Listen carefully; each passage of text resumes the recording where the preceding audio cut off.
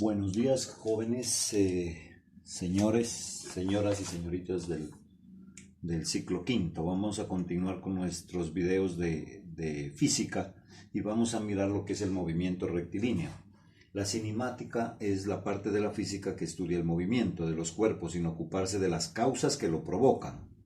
Aborda el estudio de las magnitudes involucradas en el movimiento, como la velocidad, la distancia recorrida, la aceleración, etc. Dos conceptos necesarios son el sistema de referencia. Un sistema de referencia es un sistema de coordenadas en tres dimensiones de tal manera que la posición de un punto P en cierto tiempo está determinada con sus tres coordenadas cartesianas X, Y, Z. Para medir el tiempo es necesario un reloj. Por este hecho, también es considerado como un sistema de referencia o un cronómetro. Al realizar el análisis del movimiento de un cuerpo, consideramos que los sistemas de referencia se encuentran en reposo, como por ejemplo, una de las señales de tránsito que indica un determinado kilometraje. Sin embargo, si el sistema de referencia fuera el Sol, tendríamos que tener en cuenta que esta señal acompaña a la Tierra en sus movimientos de rotación y traslación. Para esto vamos a ver algunos conceptos como son los cuerpos puntuales. Un cuerpo puntual o partícula material es un objeto que consideramos sin tamaño, que puede tener movimiento. Para considerar un cuerpo puntual no se necesita que sea pequeño. Más aún, un mismo cuerpo puede ser considerado como puntual o no, si su tamaño es relevante para explicar el fenómeno que se está estudiando. Así, por ejemplo, el tamaño de la Tierra es fundamental para describir su movimiento de rotación alrededor de su propio eje, mientras que a pesar de su tamaño podemos considerar la Tierra como un punto si queremos estudiar la órbita que describe alrededor del Sol, el cual a su vez también puede ser considerado como un cuerpo puntual. Es decir, el Sol puede ser considerado un cuerpo puntual si se mira el movimiento de las galaxias, por ejemplo. Estudiaremos primero el movimiento de cuerpos puntuales.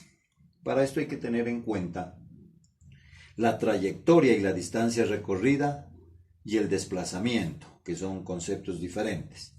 La trayectoria es una línea que un móvil describe durante su movimiento. Aquí tenemos una trayectoria de este carrito, es una línea curva. En cambio acá es una línea recta. Entonces yo lo coloco así, esos dos ejemplos, aunque en la guía hay un solo, porque vamos a mirar qué tiene que ver después para mirar alguna coincidencia de conceptos. Según la trayectoria descrita por el objeto, el movimiento puede ser rectilíneo, como en este caso, o curvilíneo. El movimiento curvilíneo puede ser circular, si su trayectoria es una circunferencia, elíptico, si es una elipse, parabólico, si es una parábola. La distancia recorrida por el objeto es la medida de la trayectoria. O sea, la distancia recorrida por el objeto es esto, la medida de la trayectoria, lo que mide la curva. En este caso, lo que mide esa recta. El desplazamiento. En la figura se presenta la trayectoria de un objeto que pasa de la posición P1 a la posición P2. Aquí está el punto P1 y se desplaza ese carrito hasta la posición P2, describiendo un movimiento curvilíneo. Al unirse las posiciones P1 y P2 mediante un vector, este vector azul que está aquí recto, es una semirrecta, este indicará el cambio neto o variación de la posición del objeto, es decir, su desplazamiento. Bueno, para el caso del movimiento representado en la figura, la distancia recorrida es la medida de la línea curva.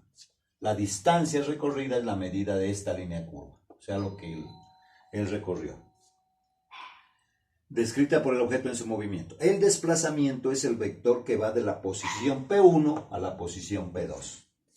La distancia recorrida y la medida del desplazamiento coinciden únicamente cuando el movimiento se produce en una línea recta y en un solo sentido, por ejemplo, hacia la derecha. Miremos este carrito aquí. Como va en línea recta, no es curva su trayectoria, entonces la trayectoria y el desplazamiento son iguales. En este caso, trayectoria igual al desplazamiento. bueno, en su medida.